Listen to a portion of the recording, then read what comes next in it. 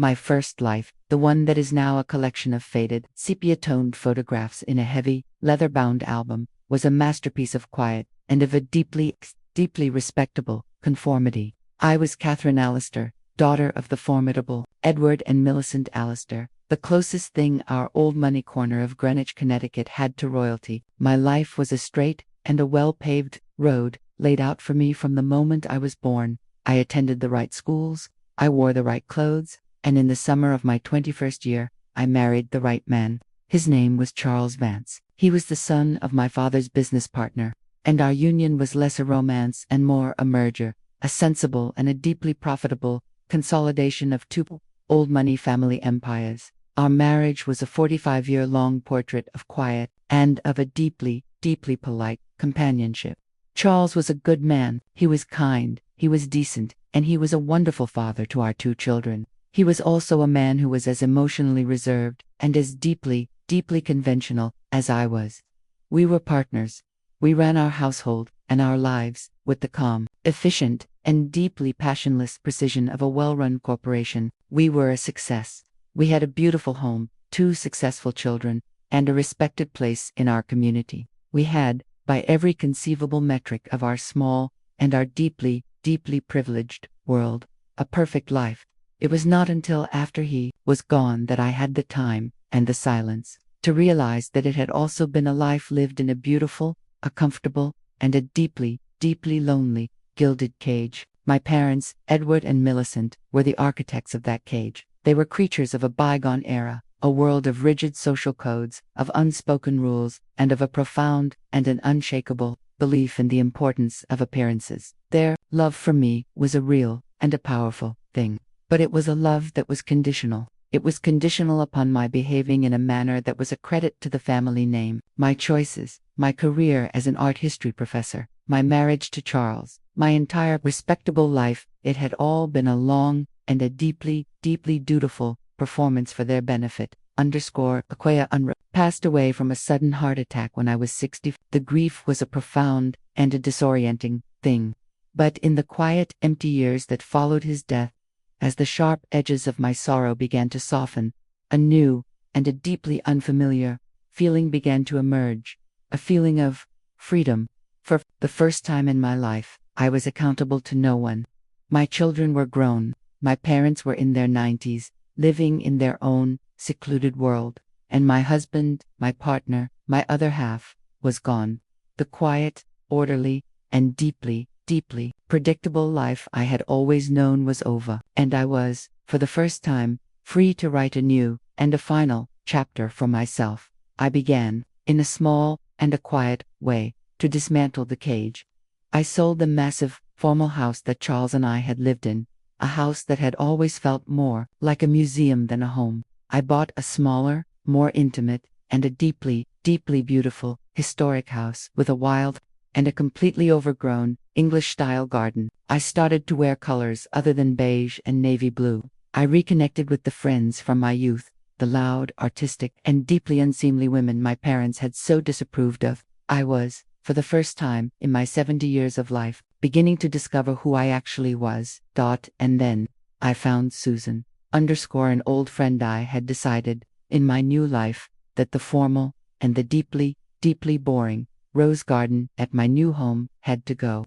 I wanted something wilder, more authentic. I wanted a garden that was as messy and as beautiful and as full of life as I was beginning to feel, and I knew exactly who to call. Susan Miller was an old friend from my university days at Smith. She had been my opposite in every way. She was a loud, a passionate, and a brilliant scholarship student who had been studying landscape architecture.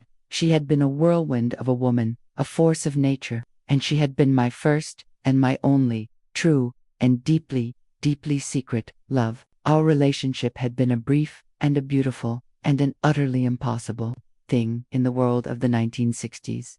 We had gone our separate ways after graduation. She had gone on to become one of the most respected landscape architects in the country, and I had gone on to marry Charles. We had not spoken in 50 years.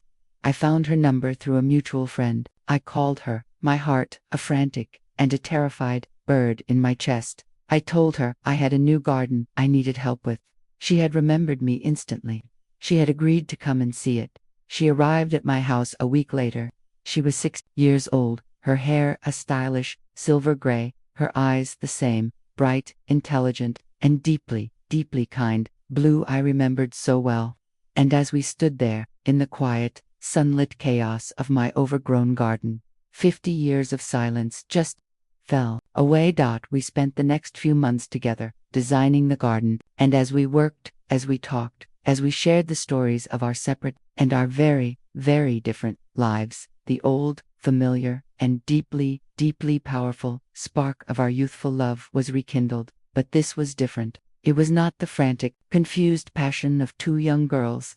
It was a quiet, a mature, and a deeply, deeply peaceful love.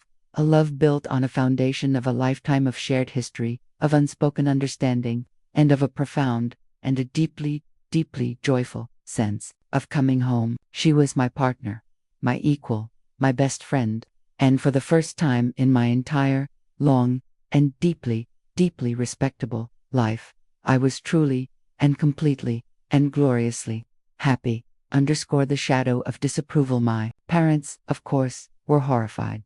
They were still alive, too ancient, and too deeply, deeply formidable relics of a bygone era, living in the vast, silent, and museum-like mansion I had grown up in. I knew that telling them about Susan would be a difficult and a deeply unpleasant task. But I was 70 years old, I was a widow, and I had decided, done with living a life that was a performance for their benefit. I had brought Susan to meet them. The meeting had been a masterclass in their own, unique, and a deeply, deeply polished brand of cold and of quiet cruelty. They had been perfectly and icily polite.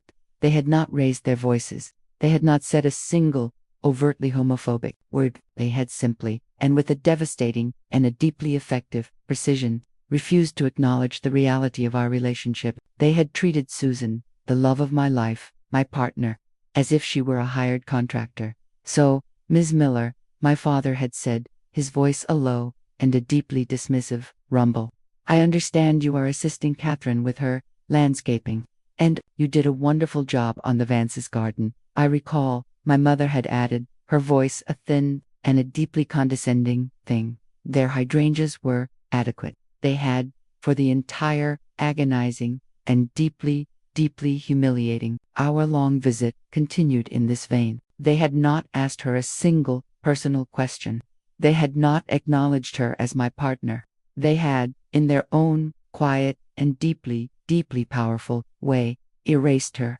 They had made it clear that my new and my authentic life was a thing they would not and could not ever accept. The first spark I had left their house that day, my heart a cold, hard knot of a familiar and a deeply, deeply resentful anger. But Susan, my wonderful, and my deeply, deeply wise Susan, had just squeezed my hand. It's okay, Kate, she'd said, using her old college nickname for me. They're old, they're afraid, and they don't know any other way to be.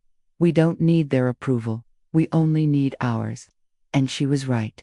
A year later, on my 70th birthday, Susan had asked me to marry her. We had gone for a walk on the beach, and she had presented me not with a diamond, but with a single, perfect, and a deeply, deeply beautiful, sea-worn stone.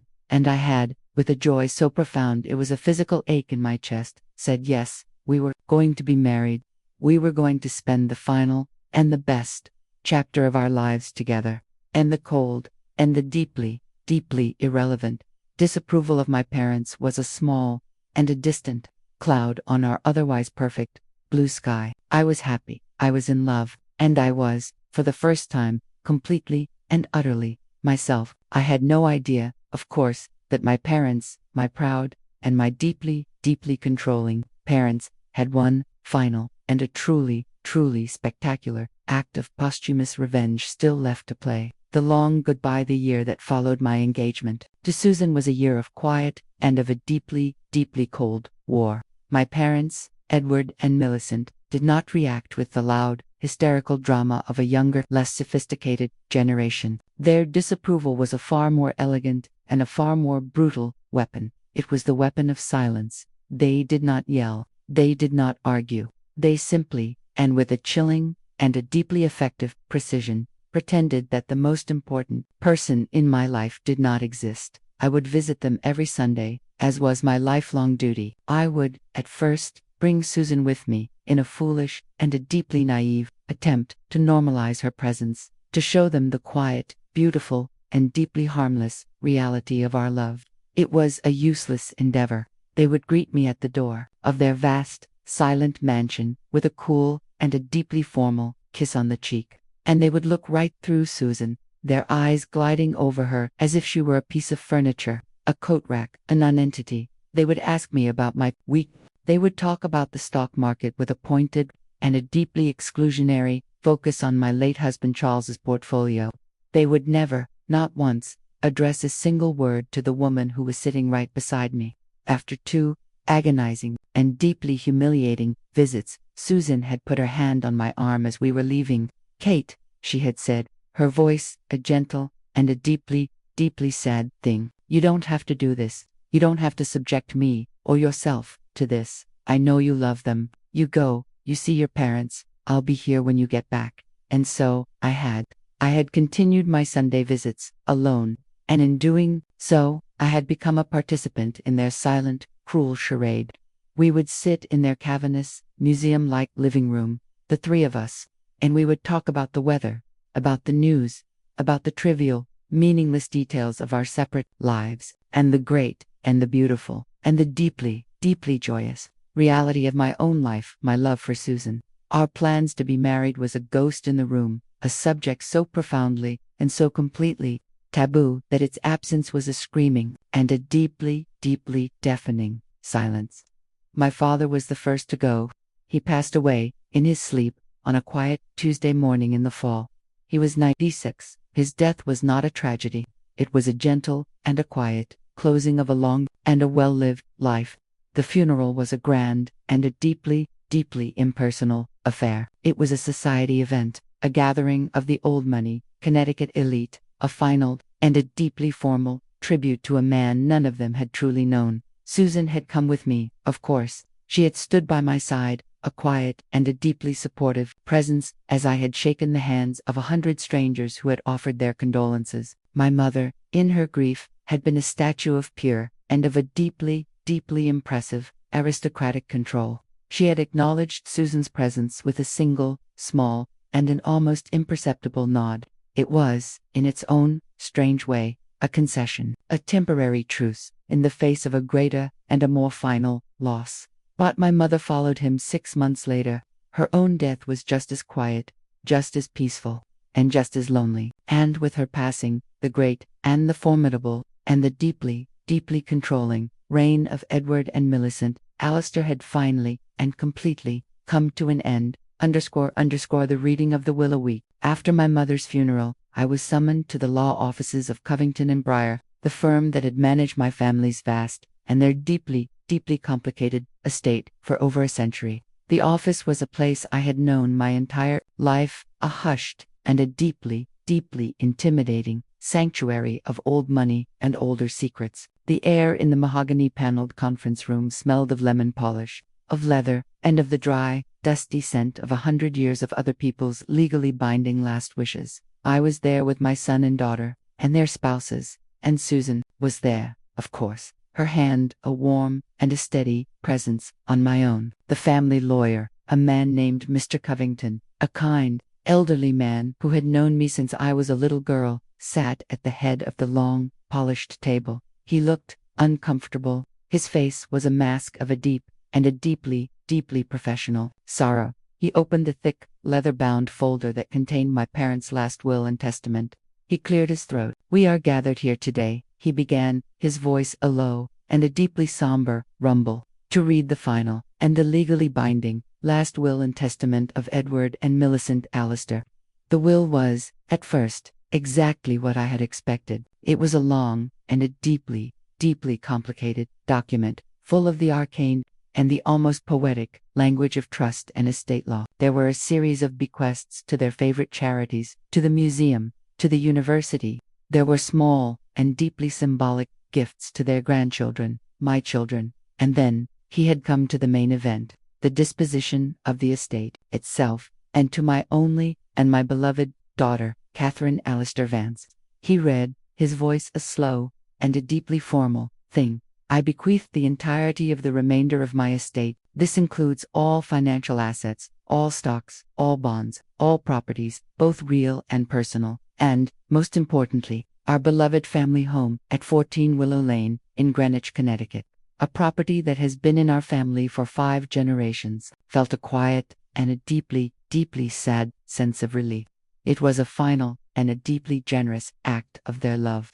They had, in the end, in this one, final, and posthumous document, acknowledged me as their own. I squeezed Susan's hand under the table, a silent and a deeply grateful message. But Mr. Covington had not put the document down. He had cleared his throat again, a low and a deeply, deeply uncomfortable sound, and he had turned the page. There is, he'd said, his eyes not meeting mine, an addendum, a conditional clause, underscore the cruelest close-on. Then he read it, the final, and the most beautifully, terribly, and deeply, deeply cruel act of my parents' long, and their deeply, deeply controlling lives. The words, when they came, were not the words of a loving mother and father. They were the words of a tyrant, a final, and a deeply, deeply vindictive act of posthumous emotional blackmail. This inheritance, he read, his voice now a low and a deeply, deeply pained whisper, in its entirety, is conditional upon the following, and upon this one, single, condition. He took a deep breath. This inheritance is conditional upon the immediate, the complete, and the permanent termination of our daughter Catherine's cohabitation, and her romantic, and her deeply unseemly, relationship with one Ms. Susan Miller. The air in the room went cold. My hand, in Susan's, had gone rigid.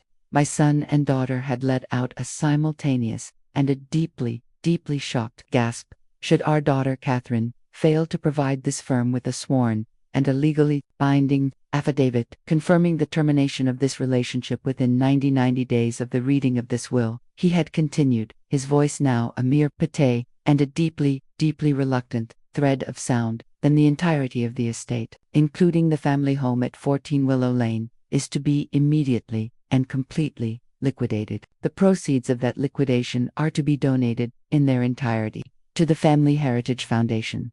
The Family Heritage Foundation, a deeply conservative and a deeply, deeply homophobic charity that my parents had founded, and that they had, of course, controlled. Mr. Covington had finished reading. He had closed the folder. The silence in that room was a living, breathing, and a deeply, deeply monstrous thing. I had just been presented with a choice, a final, and a deeply, deeply impossible one. I could have the life I had always known. I could have the history, the legacy, the vast, and the deeply, deeply comfortable fortune of my ancestors. I could have my childhood home, the one place on earth that held all of my memories. I could have it all. All I had to do was to give up the one, single, and the only thing in my entire 70-year-long life that had ever, truly, and completely made me happy. I sat there, in that cold, and that mahogany-paneled, and that deeply, deeply cruel room, and I felt the full, and the crushing, and the deeply, deeply final weight of my parents' love. It was not a gift, it was a chain, it was a cage, and they had just, from beyond the grave, tried to lock me inside of it, forever. The weight of a legacy. The drive back from the lawyer's office was a silent, 20-minute journey through a world that had been rendered completely and totally unfamiliar. The familiar, tree-lined streets of Greenwich, the stately, historic homes, the entire, comfortable, and deeply predictable landscape of my 70-year-long life. It all looked different now. It was as if a filter had been removed from my eyes, and I was seeing the world, and my own place in it, for the very first time. The will, my parents' final, and their most beautifully, cruelly, and perfectly articulated act of control, had not just presented me with a choice, it had presented me with a clarification. It had clarified the true and the transactional nature of their love for me. It had clarified the deep and the unbridgeable chasm between the life they had envisioned for me and the life I had, in my final, quiet, and deeply joyful chapter, finally chosen for myself. We, my children, their spouses, Susan, and I did not speak. We sat in the funereal, leather-scented silence of my son's car, a small, stunned, and deeply wounded procession. When we arrived back at my house, my small, and my wonderfully, beautifully, honest house. My children, my dear, and my deeply, deeply decent children, wrapped me in their arms. We don't care about the money, Mom, my son Robert had said, his voice a low and a furious hum. Not a single damn cent. You do what you need to do. You choose to be happy. He's right, Mom, my daughter, Emily, had added, her own eyes shining with a fierce and a protective love. Their money has always been a weapon. Don't let them shoot you with it one last time. They had, in that moment, given me the one thing my own parents had so consistently and so cruelly withheld, their unconditional and their support. They had left, a few hours later, to return to their own lives, leaving me and Susan alone in the quiet and in the deeply, deeply complicated aftermath of it all. A partner's grace that evening. Susan and I sat on my small, stone patio, a space she had, with her landscape architect's genius, transformed into a riot of moonlight-colored flowers. The air was cool, and it was quiet. The silence between us was not an awkward one. It was a shared, and a deeply, deeply compassionate one. I knew that the will, in its profound cruelty, had not just been an attack on me. It had been an attack on her, on us, on the beautiful, and the quiet, and the deeply, deeply authentic love we had found together. I will not be the reason you lose your home, Kate, she finally said, her voice a low, and a steady, and a deeply, deeply heartbreaking thing. She was not looking at me. She was looking out at the garden she had built for me. I mean it. Your memories, your history, they are all in that house. It is more than just a house.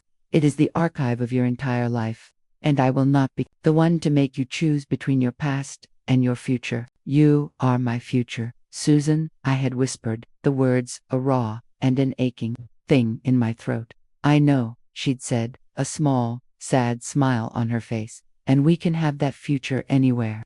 In a small, rented apartment, in a little cottage by the sea, I don't care. But that house is your legacy, and they are using it to try and erase me, to erase us. And if the only way to stop them from taking your legacy is for me to step aside, then that is what I will do. She had, in that moment, offered me a gift of a love so profound, so selfless, so completely, and so totally unconditional, that it was a thing of almost blinding beauty. She was willing to sacrifice her own happiness for the sake of my history.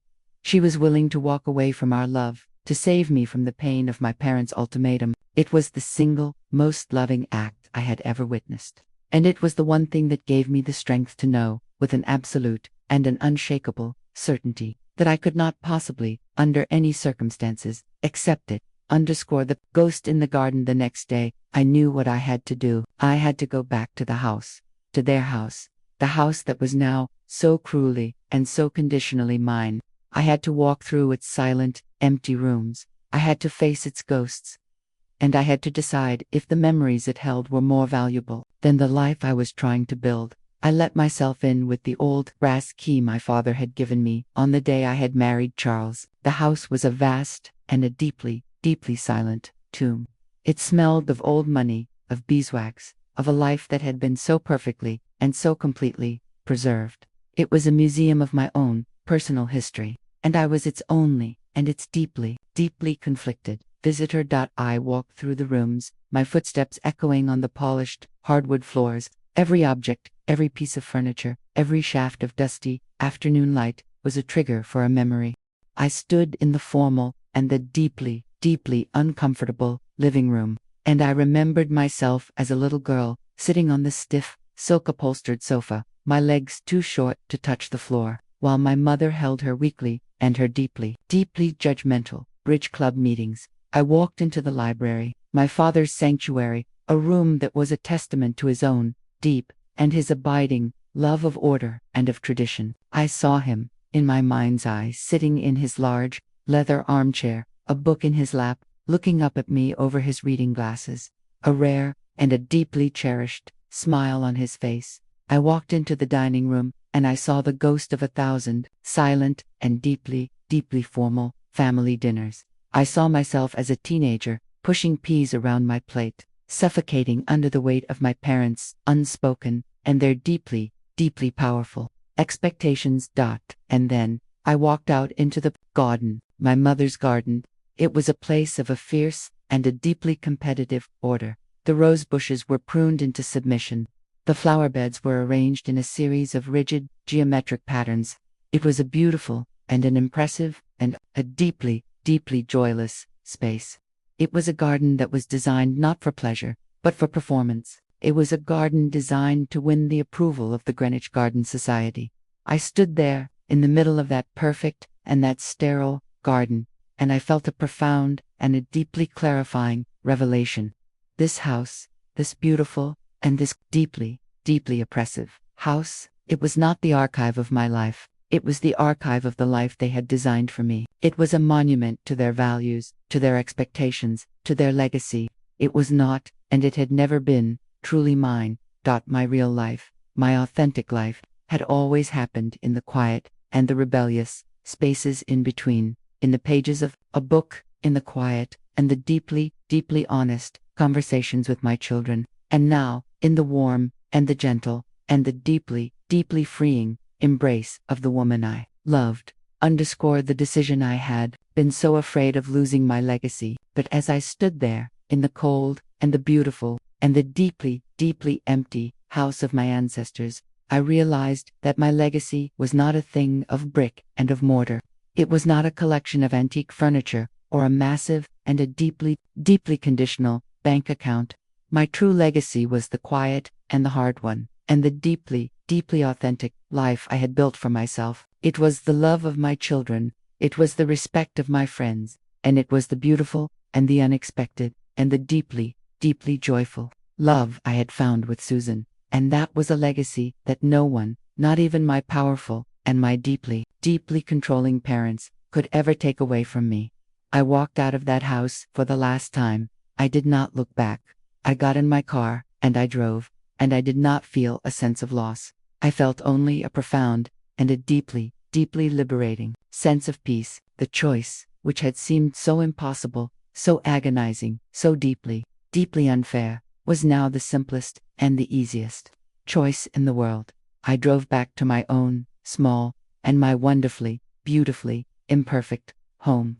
I found Susan in the garden, on her knees, her hands in the rich, dark earth, a look of quiet and of joyful concentration on her face. She looked up as I approached, her eyes full of a quiet and a deeply worried question. I sat down on the grass beside her. I took her dirt-stained and her beautiful and her deeply, deeply capable hands in my own, and I smiled. A real, a genuine, and a completely and an utterly and a deeply, deeply joyful smile. I've made my decision, I said. I picked up my phone, and I called the lawyer, Mr. Covington. Mr. Covington, I said, my voice a clear and a steady and a wonderfully, beautifully free thing.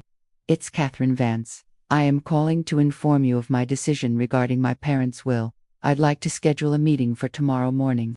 I will, of course, be bringing my fiancé. The formal rejection, the law, much like the world of art history I had dedicated my life to, is a discipline of nuance, of precedent, and of the quiet, but immense, power of the written word. I had spent the weekend after my visit to my parents' empty house in a state of quiet and of deeply focused study. I was not a lawyer, but I was a scholar, and I was about to present my own, final, and deeply personal, legal thesis. We met with Mr. Covington, my parents' now conflicted estate lawyer, in his office the following Monday morning. The room was exactly as it had been during the first devastating reading of the will, a silent, mahogany-paneled tomb, filled with the ghosts of my parents' final, and their most cruel, act of control. But this time, I was not a victim, reeling from a sudden, unexpected blow. I was a plaintiff, and I had come prepared. Susan was by my side, her hand a warm and a steady presence on my arm. Her presence was my closing argument. Mr. Covington looked at us, his old, tired eyes full of a sad and a deeply professional pity. Catherine, he began, his voice a low, gentle rumble. You know you have 90 days to make your decision. There is no need to be hasty. I am not being hasty. William, I said, my own voice a calm and a steady thing. I am being decisive. I have made my decision, and I am here to deliver it to you, as the executor of the estate, in a formal and a legally binding manner. I reached into my bag and I produced a single, crisp, white envelope. I had typed the letter myself the night before. It was the most important document I had ever written.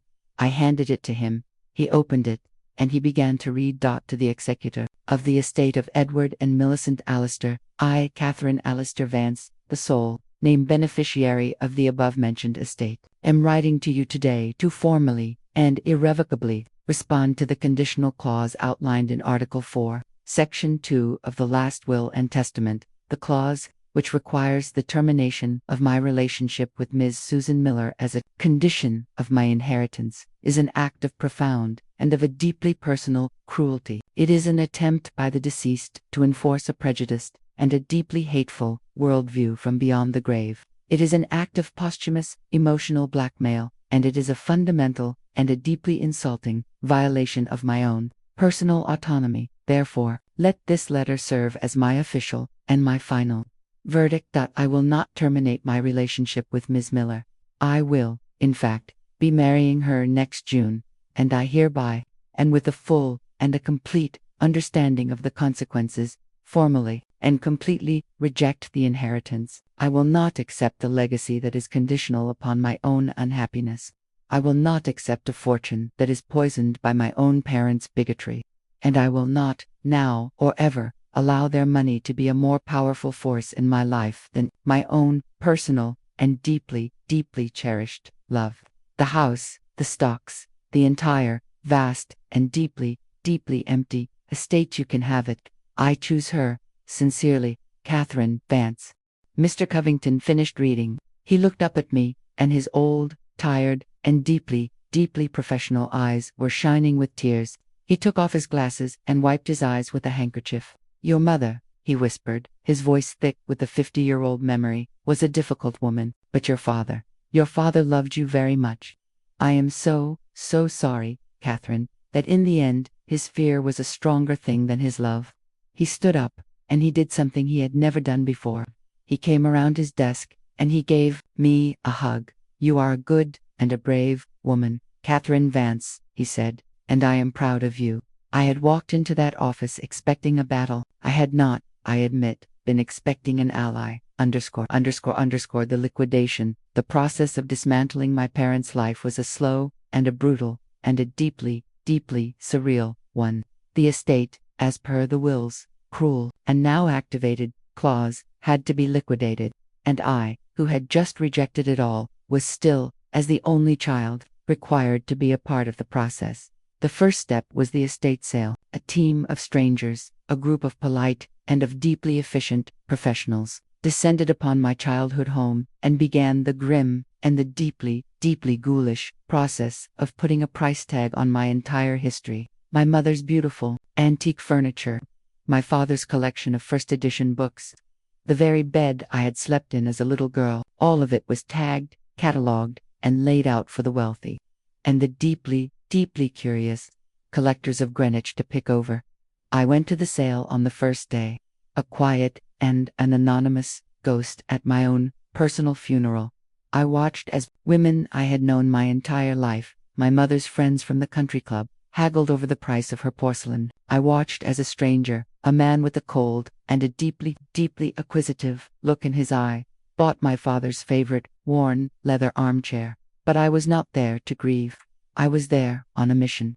There was one single and deeply, deeply personal item that I was not willing to let go of. It was a small and an almost worthless painting. A small, amateurish, but a deeply, deeply beautiful watercolor of a vase of flowers that my own artistic mother had painted in college before her own creative spirit had been slowly and methodically crushed by the weight of my father's expectations. It had always hung in her private study.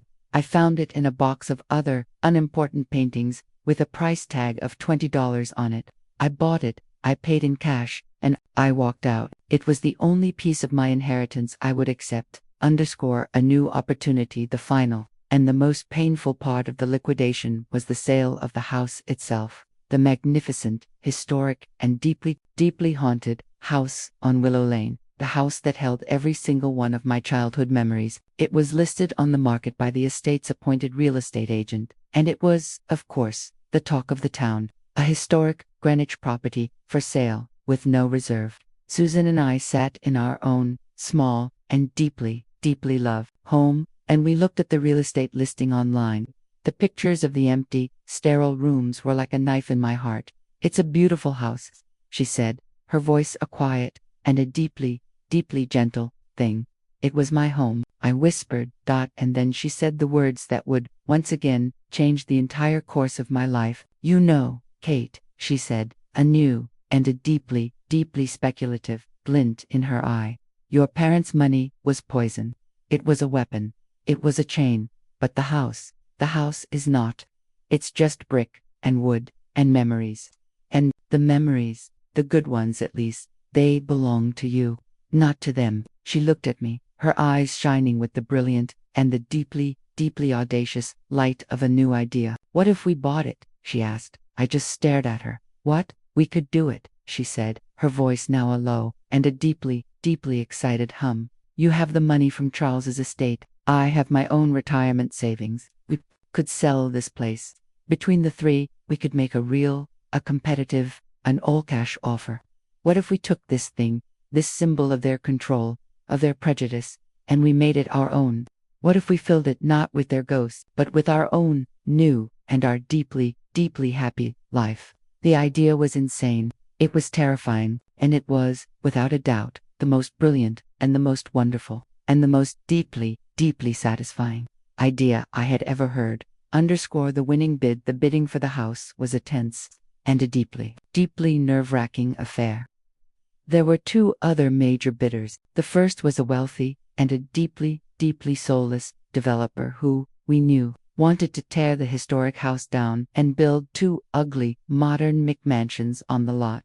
The other was a young, and a deeply, deeply obnoxious hedge fund manager from New York who wanted the house as a weekend plaything. We were the third bidder, the sentimental, and the deeply, deeply underestimated dark horse. We worked with our own deeply, deeply aggressive real estate agent. We made our first offer. They countered. We countered back. For a week, the battle raged. And then, we made our final move. We made an all-cash no contingencies offer that was $5,000 over the hedge fund manager's last bid. It was every single, last, and a deeply, deeply terrifying cent we had. We waited for 24 long, and deeply, deeply agonizing hours, and then, the call came.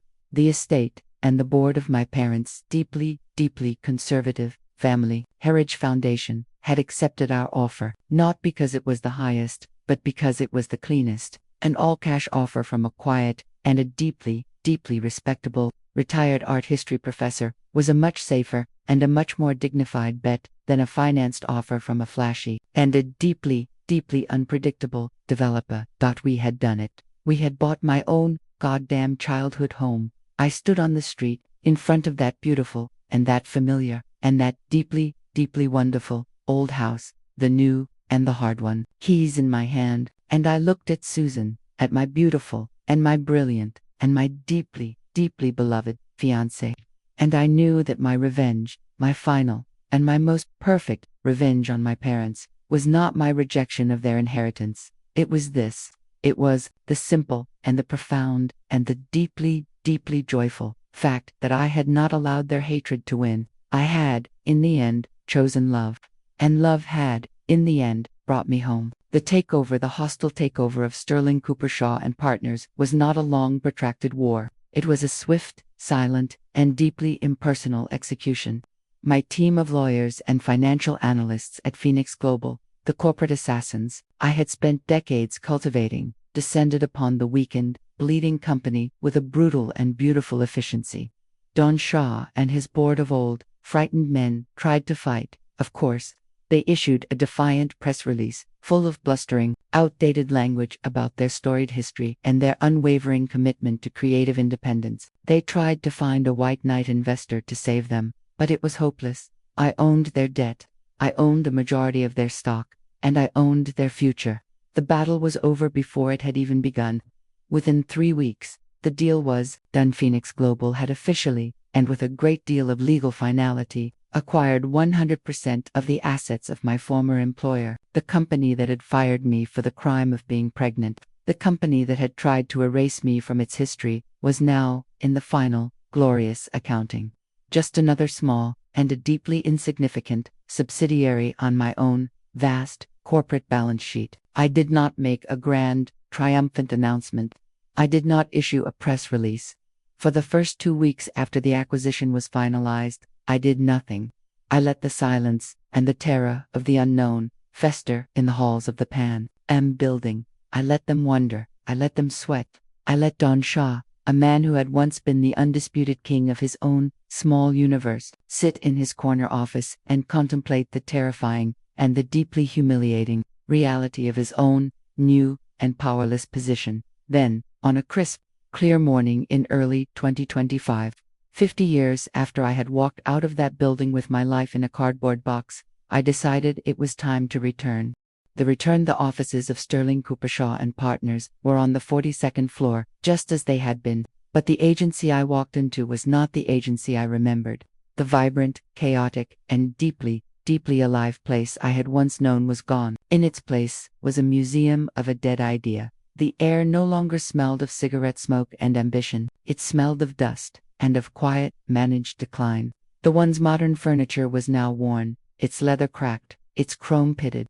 The dark, wood-paneled walls, which had once felt like a symbol of power, now just felt old. The few employees, who were scattered around the half-empty office, looked up as I walked in, their faces a mixture of fear and a dull, listless curiosity. They were the skeletal crew of a ghost ship, and they were just waiting for the order to finally abandon it. Did not speak to anyone. I just walked, my footsteps a loud, alien sound on the worn carpet, through the quiet, sad office. I walked past the desk where I had once sat, the desk where I had written the campaign that had been my masterpiece, and I walked to the end of the hall, to the large, oak door of the corner office. The office that had once been his, the office that was now, by right of conquest, mine. I did not knock. I just opened the door. The boardroom. I had requested that he meet me in the main boardroom, the place where he had fired me. It was, I felt, a fitting venue for the final, and the most important, meeting of both of our careers. I was there first. I stood by the large, plate-glass window, looking out at the same, magnificent and unchanging view of the Manhattan skyline. The room was exactly as I remembered it. The same, long, mahogany table, the same, uncomfortable-looking chairs, the same, faint, ghostly smell of my own 50-year-old humiliation. The door opened, and he walked in. Don Shah, at 92, was a ghost of his former self. The handsome, charismatic, and powerful man who had been my mentor, my tormentor, and my inspiration, was gone. In his place was a frail, stooped, and deeply, deeply old man. His expensive suit hung off his shrunken frame. His hands, which had once been so full of a confident, expressive energy, were now gnarled with arthritis and trembled slightly. He looked at me, his faded, watery blue eyes full of a confused and a deeply, deeply weary fear. "Margaret," he said, his voice a dry, reedy rasp. "Don," I replied, my own voice a calm, quiet, and utterly merciless thing. "Please, sit." Donnie shuffled over to the long table and sat, a small, hunched figure at the opposite end of the vast, polished expanse. He looked like a child who had been called to the principal's office. I did not sit. I remained standing by the window, a silent, powerful figure silhouetted against the bright, morning sky. I let the silence stretch for a long, uncomfortable minute. I let him sit with his fear. "Do you remember this room, Don?" I finally asked, my voice a soft, conversational purr. "Of course," he whispered. "I do," I said. "I remember it very well. I remember standing right here, in this very spot, a 25-year-old girl, so full of a blind, stupid, and a deeply misplaced faith in you. And I remember you, sitting where you are sitting now, and telling me that my life, my career, was over, because I was going to have a baby." He just stared at his hands, which were trembling on the table. "You told me," I continued, my voice still a quiet, relentless monologue, "that my place was at home. You told me my priorities were about to change. You told me I should be thanking you for setting me free from the burdens of my own ambition." I began to walk, slowly, deliberately.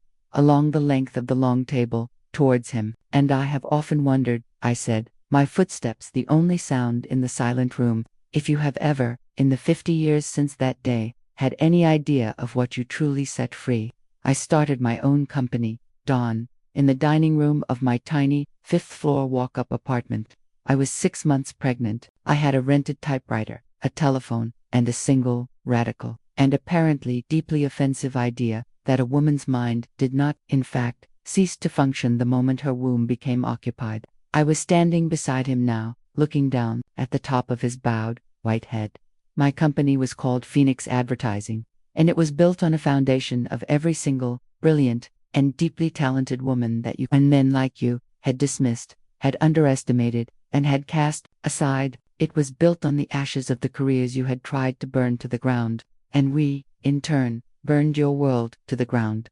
I walked back to the window. We won the Coca-Cola account. We won the Clio. We embraced the digital age, while you were still trying to figure out how to work a fax machine. We did not just build a company, Dawn. We built the future.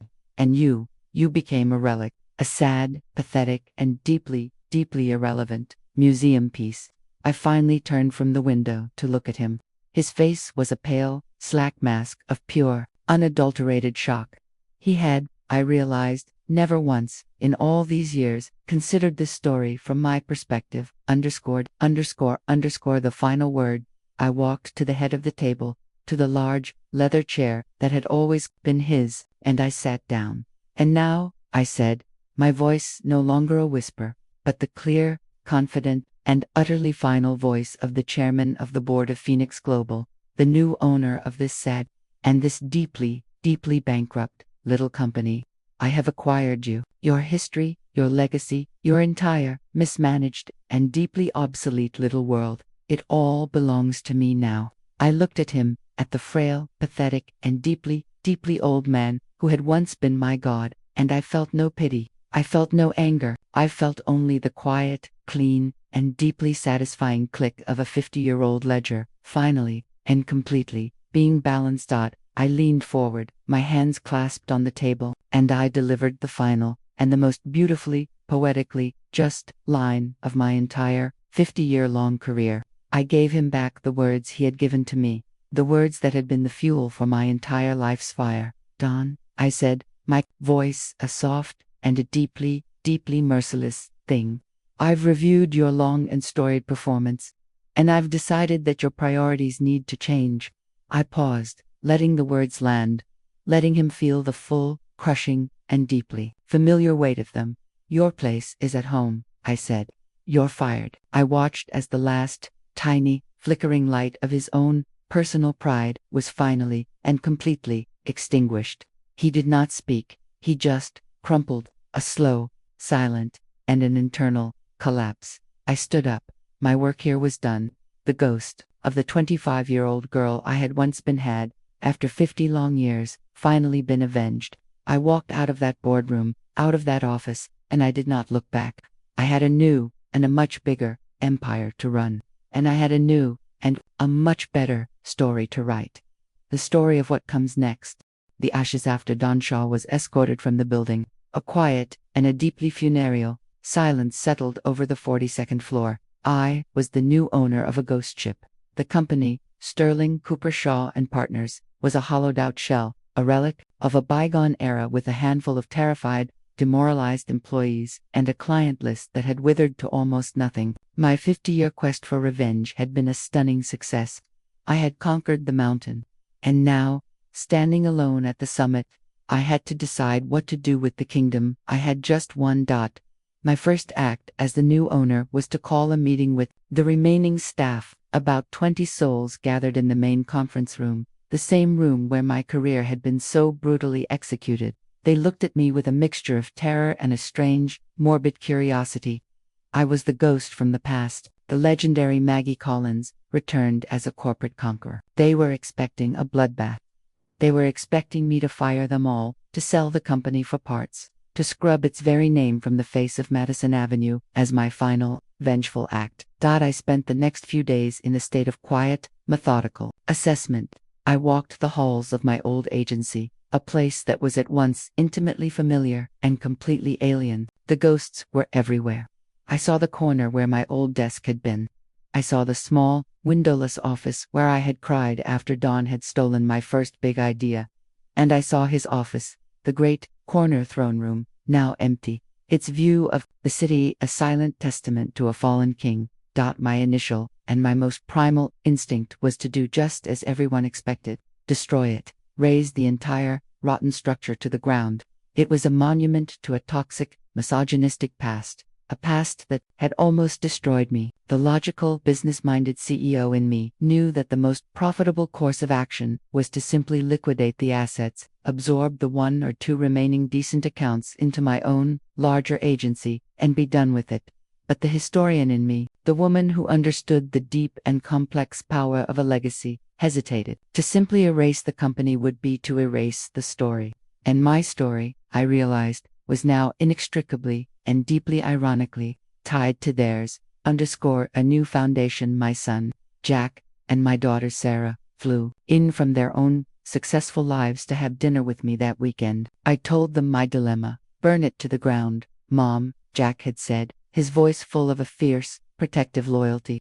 It's a toxic asset. It represents an era that needed to die. Don't let it be an anchor on your own legacy. But Sarah, my daughter, the baby, whose very existence had been the catalyst for this entire 50-year-long war, had been quieter, more thoughtful. What was the name of the original founder, Mom? She'd asked. The one before Don? Sterling. I'd said, Arthur Sterling, a good, decent man who believed in the creative product above all else. So it's not Don's legacy, is it? She'd said, her eyes full of a wisdom that made my heart ache with pride. Not really. He was just the one who ran it into the ground. Maybe the point isn't to destroy the company.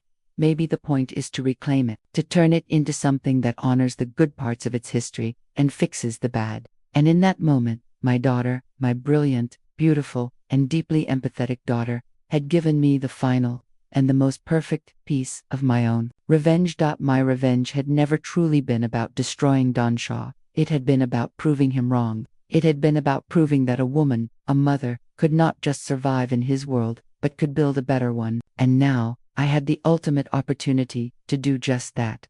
I called a meeting with my own board of directors at Phoenix Global the following week, and I made my proposal. We would not be absorbing Sterling Cooper Shaw and Partners.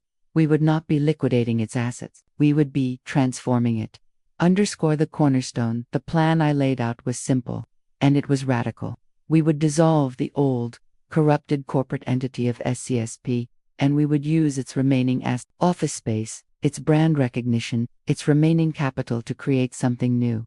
I stood before my board, a 75-year-old woman at the absolute peak of her power, and I announced the birth of my final and my greatest project. We are going to create the Sarah Collins Foundation for Women in Business. I had announced, my voice ringing with a 50-year-old purpose. I looked at my daughter, who was sitting in the front row, her own eyes shining with tears. This foundation, I had explained, will not be a traditional ad agency. It will be a nonprofit incubator, a mentorship program, and a venture capital fund dedicated to one simple mission: to support, to fund, and to champion the next generation of female entrepreneurs, particularly working mothers. The foundation I had laid out would use the old 42nd floor office of SCSP as its headquarters. It would provide grants, office space, and, most importantly, the kind of high-level strategic mentorship from the senior executives at my own company that I had been so brutally denied. We would find the brilliant, ambitious, and undervalued women who were being told by the Don Shaws of the world that their priorities needed to change, and we would give them the one thing I had never had: a support system, a network, a foundation. My revenge, in its final, glorious form, was not to be an act of destruction. It was to be an act of creation. I was going to take the very place where my own career had been so cruelly nicknapped, and I was going to transform it into a launching pad for 1,000 other women's dreams. The legacy. It is a year later now. I am standing in a room that is both deeply familiar and completely, beautifully, unrecognizable. It is the old, main boardroom of Sterling Cooper Shaw and Partners, but the dark, heavy, mahogany table is gone. The smoke-stained, wood-paneled walls have been replaced with bright, open glass. The room is full of light, of energy, of the chaotic, happy sounds of 100 brilliant women talking, laughing, and building the future. We are at the first annual awards ceremony for the Sarah Collins Foundation, and I am on the stage, about to present the foundation's main grant, a $1 million seed investment, to our first ever recipient. Her name is Maria. She is a brilliant, 28-year-old software engineer, and she is 8 months pregnant. She has a game-changing idea for a new piece of educational software, and she, like me, had been told by her own modern-day version of Don Shaw that her priorities needed to change. I look at her bright, intelligent, and fiercely determined face, and I see a reflection, a ghost, the ghost of the 25-year-old girl I had once been, the one who had stood in this very same building and had been told that her life was over. But the world is different now, because I, and women like me, had made it different. I announce her name. The room erupts in a roar of joyous, supportive applause. She walks to the stage, her hand resting on her pregnant belly, and she accepts the oversized check from me, her eyes shining with a gratitude so profound it makes my own heart ache with a kind of beautiful, circular, and deeply satisfying joy. My revenge is complete. I look out at the room, at the sea of brilliant, ambitious, and powerful women, and I see that my real legacy is not the skyscraper that bears my company's name. It is this room, this foundation, this new, and this better world. Don Shaw had tried to send me home, and in the end, I had taken his home, and I had turned it into a launching pad for 1,000 other women to reach for the stars. And that, I knew, was a story with a much, much better ending. The ashes after Don Shaw was escorted from the building. A quiet, and a deeply funereal, silence settled over the 42nd floor. I was the new owner of a ghost ship. The company, Sterling Cooper Shaw and Partners, was a hollowed-out shell, a relic of a bygone era with a handful of terrified, demoralized employees, and a client list that had withered to almost nothing. My 50-year quest for revenge had been a stunning success. I had conquered the mountain. And now, standing alone at the summit, I had to decide what to do with the kingdom. I had just one. My first act as the new owner was to call a meeting with the remaining staff, about 20 souls gathered in the main conference room, the same room where my career had been so brutally executed. They looked at me with a mixture of terror and a strange, morbid curiosity. I was the ghost from the past, the legendary Maggie Collins, returned as a corporate conqueror. They were expecting a bloodbath. They were expecting me to fire them all, to sell the company for parts, to scrub its very name from the face of Madison Avenue as my final, vengeful act. I spent the next few days in a state of quiet, methodical assessment. I walked the halls of my old agency, a place that was at once intimately familiar and completely alien. The ghosts were everywhere. I saw the corner where my old desk had been. I saw the small, windowless office where I had cried after Don had stolen my first big idea. And I saw his office, the great, corner throne room, now empty, its view of the city a silent testament to a fallen king. My initial, and my most primal, instinct was to do just as everyone expected, destroy it, raze the entire, rotten structure to the ground. It was a monument to a toxic, misogynistic past, a past that had almost destroyed me. The logical, business-minded CEO in me knew that the most profitable course of action was to simply liquidate the assets, absorb the 1 or 2 remaining decent accounts into my own, larger agency, and be done with it. But the historian in me, the woman who understood the deep and complex power of a legacy, hesitated. To simply erase the company would be to erase the story. And my story, I realized, was now inextricably, and deeply ironically, tied to theirs. A new foundation. My son, Jack, and my daughter Sarah, flew in from their own successful lives to have dinner with me that weekend. I told them my dilemma. Burn it to the ground, Mom, Jack had said, his voice full of a fierce, protective loyalty. It's a toxic asset. It represents an era that needed to die. Don't let it be an anchor on your own legacy. But Sarah, my daughter, the baby, whose very existence had been the catalyst for this entire 50-year-long war, had been quieter, more thoughtful. What was the name of the original founder, Mom? She'd asked. The one before Don. Sterling. I'd said, Arthur Sterling, a good, decent man who believed in the creative product above all else. So it's not Don's legacy, is it? She'd said, her eyes full of a wisdom that made my heart ache with pride.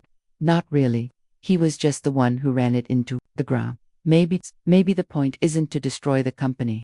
Maybe the point is to reclaim it, to turn it into something that honors the good parts of its history and fixes the bad. And in that moment, my daughter, my brilliant, beautiful, and deeply empathetic daughter, had given me the final and the most perfect piece of my own revenge. My revenge had never truly been about destroying Don Shaw. It had been about proving him wrong. It had been about proving that a woman, a mother, could not just survive in his world, but could build a better one. And now, I had the ultimate opportunity to do just that.